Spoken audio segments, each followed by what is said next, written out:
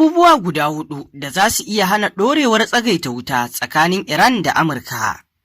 Yarjejeniyar tsagaita wuta tsakanin Amurka da Iran wadda aka cimma a farko-farkon watan Afrilu yanzu za a iya cewa tana kan gargarar watsewa bayan jerin hare-hare da suka faru a yankin gabas ta tsakiya. Shugaban Amurka Donald Trump da wani babban jami'in Iran sun yi musayar barazana a farkon watan Afrilu, sannan kuma sun ci gaba da ɗaukan alwashin ɗaukar mataki kan juna bayan musayar hare-hare. A ranar Laraba, Amurka ta ce ta kai hari kan na'urorin tattara bayanai na Iran bayan Iran ta kakkafo ɗaya daga cikin helikwabtanta na soji a yankin Gulf. Dakarun juyin juya hali na Iran na mayar da martani ta hanyar kai hari kan sansanonin sojin Amurka a Bahrain da Jordan da kuma Kuwait. Sai dai Kuwait ta ce ta tare wasu hare-haren. Sake farfadowar yakin ya zo ne kwanaki bayan Iran ta kai hari da makamai masu linzami kan Isra'ila a ranar Lahadi, lamarin da ya sanya Isra'ila ta mayar da martani ta hanyar kai hare-hare a yammaci da tsakiyar Iran, wanda shi ne karon farko da aka yi musayar wuta kai tsaye tsakanin ɓangarorin biyu tun bayan yarjejeniyar tsagaita wuta da aka cimma. Trump ya buƙaci ɓangarorin biyu su daina kai wa juna hari. Duk da cewa daga baya ya ce ya dakata, amma kuma da farko shugaba Trump ya ce Iran za ta yi ɗanɗana kudarta ba tare da ya yi cikakken bayani ba. Ya ce an ci galaba kan Iran baki ɗaya, amma tamkar a baki ne kawai. Hakan na zuwa ne bayan ministan harkokin wajen Iran Abbas Araghchi ya yi gargaɗin cewa ƙasarsa za ta mayar da martani kan dukkan wani hari da aka kai mata, da inda ya ce Amurka ta sha kashi a filin yaƙi. Ta kai ga cewa kusan dukkanin ɓangarorin da ke yaƙar junan sun yi watsi da sharuɗan yarjejeniyar ta tsagaita wuta, to amma alwashin fargabar cewa ci gaba da ƙazancewar yaƙin tsakanin Amurka da Iran zai kai ga rushewar fatan da ake yi da ita wajen cimma dawwammamen zaman lafiya tsakanin ƙasashen biyu. To amma me yasa ɓangarorin biyu suka gaza martaba yarjejeniyar tsagaita wutar? Ga dalilai guda hudu. Ɗaya daga cikin dalilan shine yarjejeniyar ba ta warware babban dalilin rikicin ba a ɓangaren Iran, inji Sina Tusi, babban mai bincike a cibiyar tsare-tsare ta duniya da ke birnin Washington na Amurka. Ya yi nuni kan ci gaba da Isra'ila ta yi wajen kai hari na soji kan Lebanon, ga kuma matsi na soji da tattalin arziki da Amurka ke ci gaba da yi wa Iran, ciki har da na takunkumai da kuma toshe tashoshin jiragen ruwa na ƙasar. A ranar Talata, Isra'il ta kai hari kan birnin Taya na kudancin Lebanon, kwana ɗaya bayan Iran ta buƙaci Isra'ila ta daina kai har-haren. Tehran na kallon wannan a matsayin wata dabara ta yaƙi, inda za ta ci gaba da yin wasu abubuwa duk da kuwa ba ta son fantsama cikin yaƙin sosai, wani abin da shugabannin Iran ke ganin ba za ta saɓu ba.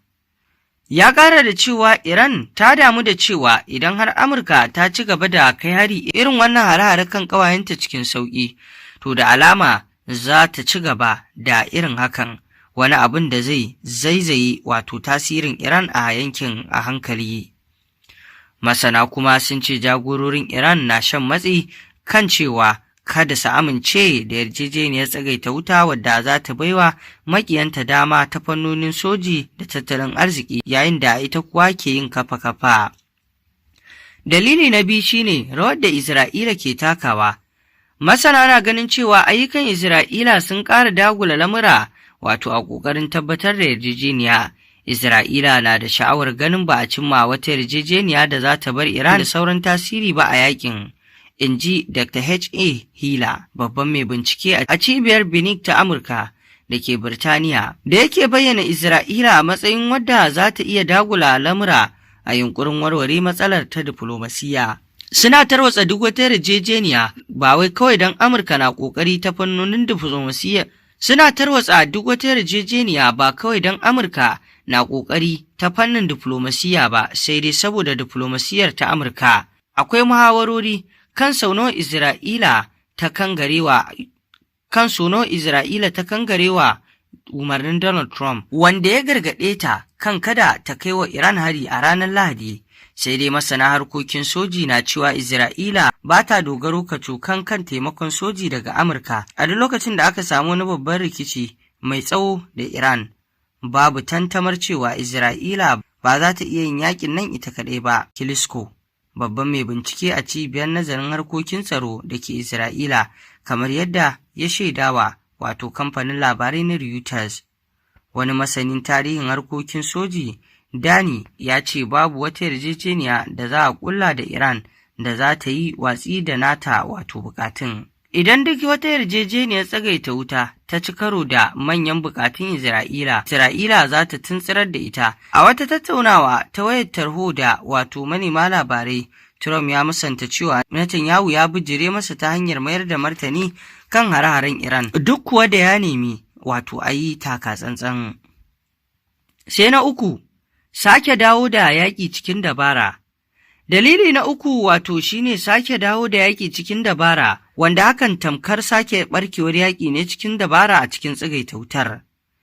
Duk da matsin soji da Isra'ila da Amurka suka rika sanya wa Iran da takunkumai da datse tashoshin ruwa, shugabancin Iran bai jijjiga ba, kuma matakan tsaron ƙasar na nan daren. Sannan hargitsin da abokan gabata suka yi hasashen zai tashi a cikin ƙasar bai tashi ba.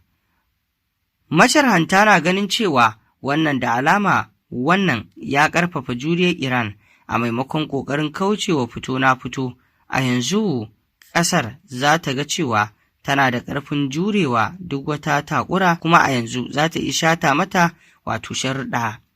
Dalili na hudu shine na ƙarshe, iyakokin ƙarfin Amurka. Wani abu ma ƙarshe shine rawar da Amurka ke takawa da kuma wato irin ƙarfin da take son ta yi amfani da shi. A matsayinta na babbar mai taimako ga Isra'ila ta fannonin soji, Amurka na taimaka mata da makamai da kuɗi da taimakon diflomasiyya, wanda hakan ke ɗora ta a sama a cikin wato rikicin. Hilaya ya ce idan Amurka na son Isra'ila ta canza, tana da damar yin hakan. Ya ƙara da cewa rage bayo Isra'ila tallafi ne kawai ya isa ya zama darasi gare ta. Idan har ta ƙi yin amfani da wannan damar, to hakan na nufin akwai sanya hannunta. Tana da damar hakan, amma ba ta da niyyar yin hakan. Haɗarin da ke gaba shine masharhanta na gargaɗin cewa irin wannan abu za su iya wato sanyawa cimma dawwammamen zaman lafiya ta zama wato mai wahala. A yanzu mutane da dama na ganin cewa diflomasiyya ce hanya mafi dacewa. Sai dai Hilaya ya ce idan ana ci gaba da wato amfani da diflomasiyya a matsayin mafakar ƙaddamar da aikin soji, Iran za ta iya canza nata tsarin ta hanyar mayar da kai mata wato hari ya zama mai haɗari. To masu saurare, me za ku ce kan wannan batutuwa? Mun gode. Ku ci gaba da bibiyar rahotannin labaran da muke kawo muku kan abubuwan da ke faruwa a duniya baki ɗaya. Mun gode.